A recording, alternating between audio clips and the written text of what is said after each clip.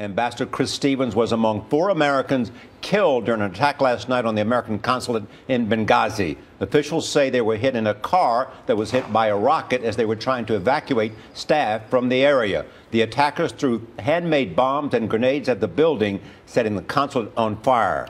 Early in Egypt, demonstrators stormed the U.S. Embassy in Cairo. Those attacks were triggered by a movie that denounces Islam. Margaret Brennan is in Washington with reaction from the State Department to the death of the ambassador, Ambassador Stevens, and the latest on security measures. Margaret, good morning. Tell us what's latest at the State Department. Good morning to you, Charlie. Well, it has been a long and painful night for many at the State Department. They have confirmed that U.S. Ambassador Chris Stevens is among the 4 killed overnight during that attack on the U.S. consulate in Benghazi, Libya. It's in the eastern part of the country. So he died last night due to the injuries sustained on that siege, on that facility. He had only been on the job a few months, though Stevens had served twice previously in Libya. The Northern California native spent 21 years in the Foreign Service, and he began as a Peace Corps volunteer in Morocco. President Obama remembered the career diplomat with the following statement, quote, "On a personal note, Chris was a courageous and exemplary representative of the United States. Throughout the Libyan revolution, he selflessly served our country and the Libyan people at our mission in Benghazi." Secretary of State Hillary Clinton worked with her top deputies throughout last night in an effort to extract the U.S. diplomats. She had just sworn in Ambassador Stevens a few months ago. She remembered Stevens this way. Quote, "He risked his own life to lend the Libyan people a helping hand to build the foundation for a new free nation. He spent every day since helping to finish the work that he started."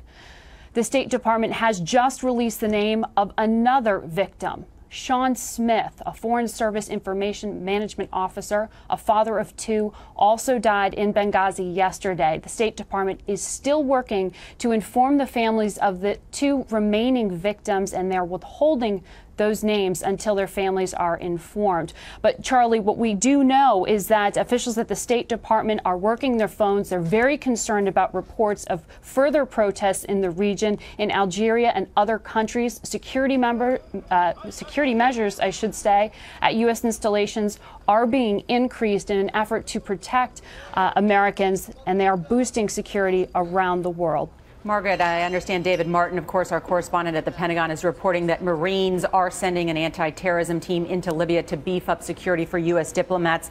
I'm concerned about, clearly there were protests in Egypt. You mentioned other parts of the world. How concerned are State Department officials and our government worried about our diplomats overseas in other countries?